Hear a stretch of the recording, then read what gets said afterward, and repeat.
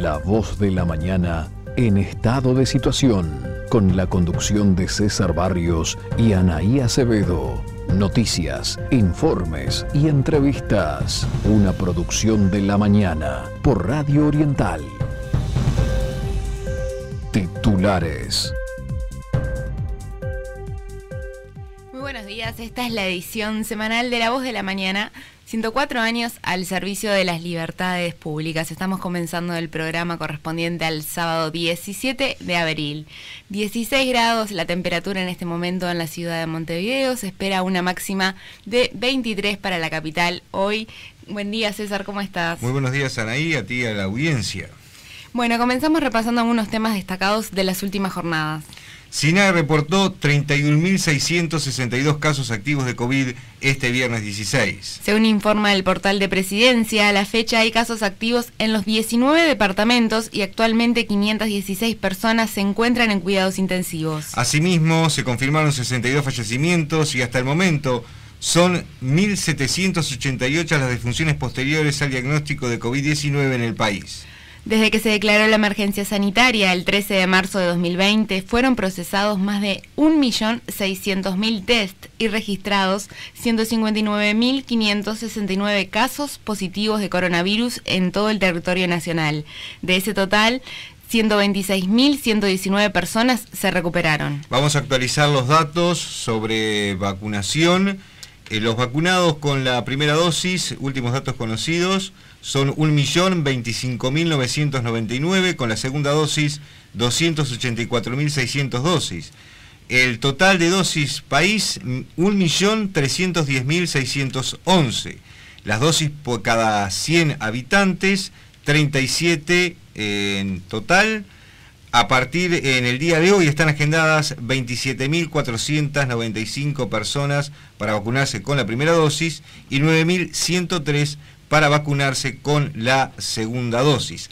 A partir de mañana, los agendados son 17.286 con la primera dosis y 737.132 con la segunda dosis. Por otra parte, el pasado domingo 11 de abril, el ministro de Salud Pública exhortó a la donación de plasma post-recuperación de COVID-19 porque se transforma en un potencial salvador de vidas de pacientes convalecientes. En esa línea, el Sistema Nacional de Sangre, DEAS, indicó que este procedimiento de donación de plasma extrae únicamente la parte líquida de la sangre, en donde se encuentran los anticuerpos contra el coronavirus y son utilizados en tratamientos para pacientes que están cursando la enfermedad. Para ser parte de la causa a través de la donación de plasma, las personas pueden inscribirse completando el formulario que se encuentra en la web del Sistema Nacional de Sangre. Además de haberse atravesado la enfermedad con anterioridad a 28 días y tener hisopado negativo, para colaborar es necesario tener entre 18 y 65 años, pesar más de 50 kilos, nunca haber estado embarazada y no haber recibido transfusión de sangre en el último año. El pasado miércoles, con los votos de todos los partidos políticos, se aprobó un proyecto de ley para fomentar la donación de plasma mediante el cual los trabajadores de la actividad pública y privada tendrán un día libre para concurrir a realizar la extracción. Durante dicha jornada se votó también el impuesto para el Fondo Solidario COVID, que está dirigido al sector público, tanto funcionarios públicos, cargos políticos y jubilaciones superiores a 120.000 pesos nominales, que se aplicará durante 2 meses con opción a 2 meses más. También vale mencionar que el martes 13 de abril se conformó la Comisión Especial de Seguimiento de COVID-19 en el Parlamento Nacional, compuesta por 12 senadores, tanto de la coalición como del Frente Amplio. En otro orden, recientemente llegaron al territorio nacional 70 nuevos respiradores traídos desde la ciudad argentina de Córdoba por la Fuerza Aérea Uruguaya. Se suman a los 80 que arribaron el 27 de marzo pasado y serán destinados a prestadores de salud privados y públicos. Por su parte, el periodista Iván Mourel, en su investigación semanal para La Mañana, abordó la situación epidemiológica en la frontera entre Rivera y Santana do Livramento. Consultado el político y asesor de Santana, Claudio Coronel, manifestó que la situación es semejante tanto en Rivera como en Livramento, pero no podemos ignorar que Brasil es el segundo país en el mundo con personas fallecidas y en Santana do Livramento superamos los 85 fallecimientos por COVID-19 y miles de personas padecieron o están cursando la enfermedad. Coronel advirtió que desde el mes de marzo aumentó significativamente el número de fallecidos en la región, pero por ejemplo en Porto Alegre hubo una sensible disminución en los contagiados. De todas formas, en aquella ciudad limítrofe es grave la situación, y el hospital se encuentra con camas casi completas, a pesar de que los médicos confían en que los casos bajen. Respecto al cierre de los comercios de ambos lados de la línea divisoria, Coronel expresó no creer que el comercio sea el responsable de los contagios en la frontera. En cambio, consideró que lo que falta es conciencia de la población respecto de la gravedad de la situación, con aglomeraciones frecuentes en zonas donde casi no existe el control de las autoridades. Los números de contagio marcan que Libramento tiene el 35% de los casos en comparación a Rivera, 472 contra casi 1.500. Más titulares. La política de reinserción social y rehabilitación no puede recaer en un solo ministerio. Son declaraciones del comisionado parlamentario penitenciario Juan Miguel Petit en entrevista con La Mañana. Petit reclamó más interacción interministerial y mayor participación de actores sociales y académicos cuando se active la Estrategia Nacional de Reforma del Sistema Penitenciario y el Consejo de Política Criminal que prevé la ley de urgente consideración. Actualmente, Uruguay tiene 13.340 personas privadas de libertad, una población penitenciaria con un crecimiento de 11,9% por año y de 1% mensual. Se trata de una de las tasas más altas de América Latina y la número 30 en el mundo, con 380 personas privadas de libertad por cada 100.000 habitantes. Hoy en día las cárceles están con hacinamiento o sobrepoblación crítica según Naciones Unidas, ya que hay 131 presos cada 100 plazas penitenciarias habilitadas. La mayor densidad se da en la cárcel de Salto con 315, Artigas con 228 y Soriano con 203. Según el último informe penitenciario de 2019, la tercera parte de la población penitenciaria vive en condiciones inhumanas y el 73% de los presos están alojados en lugares que no ofrecen las posibilidades de rehabilitación necesarias para facilitar su reinserción social.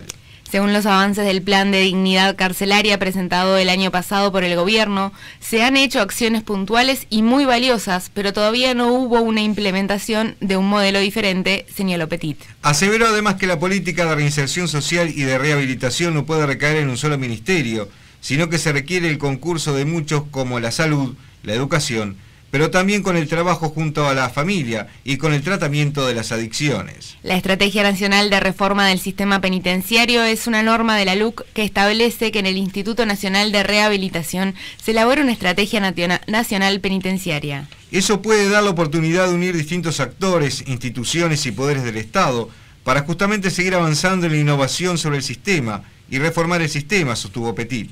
Por otro lado, el Consejo de Política Criminal y Penitenciaria implica una representación del Poder Ejecutivo, el Legislativo y el Judicial y un inicio de un organismo que, a juicio de Petit, pueda a su vez invitar a otros actores, por ejemplo, los organismos sociales, los organismos del MIDES, la sociedad civil, la universidad. Petit aclaró que más personas presas no significa que eso vaya a dar más seguridad. Es más, cuando hay muchas más personas presas, el sistema se vuelve imposible de financiar, afirmó. Más titulares. Se realizó en el Parlamento un recordatorio por el aniversario del acto del 16 de abril de 2002 convocado por la Concentración para el Crecimiento y el PIT-CNT. El evento fue una iniciativa del presidente de la Cámara de Representantes, el diputado Alfredo Frati. Participaron varios de los principales actores de aquel momento, como Gonzalo Ballero y Beatriz Costa de la Federación Rural, Fernando López de la Comisión Nacional de Fomento Rural, Hugo Manini de la Asociación de Cultivadores de Arroz, Juan Castillo del PIT-CNT y Pablo Villar de la Asociación Nacional de Micro y Pequeñas Empresas. El presidente de la Cámara de Representantes explicó a La Mañana que se buscó recordar el acto multitudinario que se hizo hace 19 años, bajo una propuesta en común por diferentes actores de la sociedad, con el objetivo de buscar salir adelante en una situación de crisis como la que había entonces, aunque aclaró que el acto de este viernes no tuvo ninguna connotación político-partidaria. El legislador consideró que aquella jornada de 2002 se lograron cosas inéditas, como que las gremiales agropecuarias pudieran elaborar una estrategia y un discurso conjunto con el PIT-CNT, cuando hasta ese momento parecían dos departamentos estancos que no podían sentarse en una mesa. El evento se realizó en el Salón de los Pasos Perdidos del Palacio Legislativo. La conducción estuvo a cargo de Sergio Gorsi y contó también con una reflexión del politólogo Óscar Botinelli. Más titulares. Desde el inicio se tomaron las medidas necesarias para evitar los brotes en los residenciales. La declaración la hizo el presidente de la Sociedad Uruguaya de Gerontología y Geriatría, Dardo Roldán, en conversación con La Mañana. El especialista señaló que comentó que desde el inicio de la pandemia se realizó un fuerte trabajo con las autoridades sanitarias. En este sentido, recordó que desde el Ministerio de Salud Pública, en conjunto con prestadores privados y públicos de salud, se buscaron estrategias en los establecimientos con el fin de que fueran supervisados. A cada prestador se le asignó un número de residenciales para que estuvieran bajo su supervisión, incluyendo las supervisiones de las condiciones edilicias y de seguridad para prevenir contagios, agregó Roldán. De esta forma se realizaron capacitaciones y se dieron estímulos para que los funcionarios pudieran capacitarse en cómo utilizar sus equipos de protección, así como también conocer cuáles son los riesgos de contagio tanto dentro como fuera de los centros. Consultado sobre si se monitorea el cumplimiento de estos requisitos, Roldán señaló que desde el Ministerio de Salud Pública se controlan los aspectos sanitarios y la disponibilidad de los medios de protección de forma tal que el personal utilice adecuadamente estas medidas de protección. En otra línea, Roldán aseguró que se ha visto la intención de algunas personas de retirar a sus familiares de los residenciales, pero dijo también no tener la información de si el número de quienes realmente lo han hecho haya sido significativo. Además, mencionó que por el contexto en el que se está, el riesgo de contagio es elevado, sin distinción de lugar. Dentro de los residenciales se manejan protocolos y la posibilidad de tener equipos de protección que a veces, viviendo con la familia o solos, no se tienen. Por lo tanto, me parece que no es lo más aconsejable sacar a la persona de los residenciales, subrayó. Igualmente, Roldán explicó que la mayor parte de los adultos mayores que viven en centros residenciales tienen un alto grado de dependencia, por lo que necesitan atención compleja. El informe de la semana. Ahora sí, damos paso al informe de la semana. En esta oportunidad vamos a referirnos a la jornada de elecciones presidenciales que tuvo lugar el pasado domingo 11 de abril en Ecuador y Perú. En Ecuador, el banquero Guillermo Lasso fue elegido con el 52% de los votos frente al 47% de su rival, Andrés Arauz, acorde a las cifras del Consejo Nacional Electoral de Ecuador. De esta manera, Lasso asumirá el próximo 24 de mayo como presidente para el periodo 2021-2025. Un dato interesante es que la victoria de Lasso marca la primera derrota electoral importante del correísmo hasta la fecha. La batalla electoral también ponía en contraste dos visiones económicas distintas. Arauz apelaba a la integración regional y en apoyar las pymes, mientras que Lasso, en su programa de gobierno, promovía reformas tributarias, flexibilización de los contratos laborales para aumentar el empleo y habilitar la importación y venta de combustible por el sector privado. En una rueda de prensa, el presidente electo Guillermo Lasso se comprometió a luchar contra la corrupción, a cobrar impuestos a los sectores empresariales y a conformar un gobierno de unidad.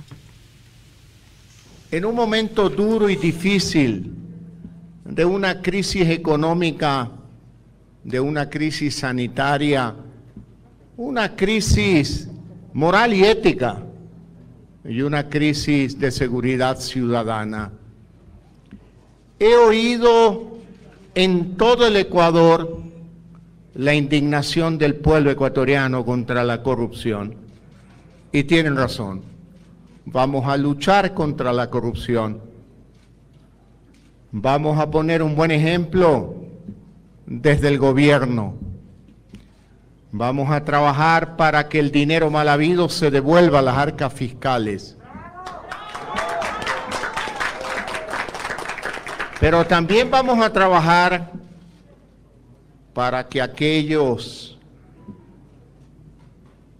a los que les va bien en la vida, pero que no pagan impuestos, tengan que pagar esos impuestos porque es dinero sagrado del pueblo ecuatoriano.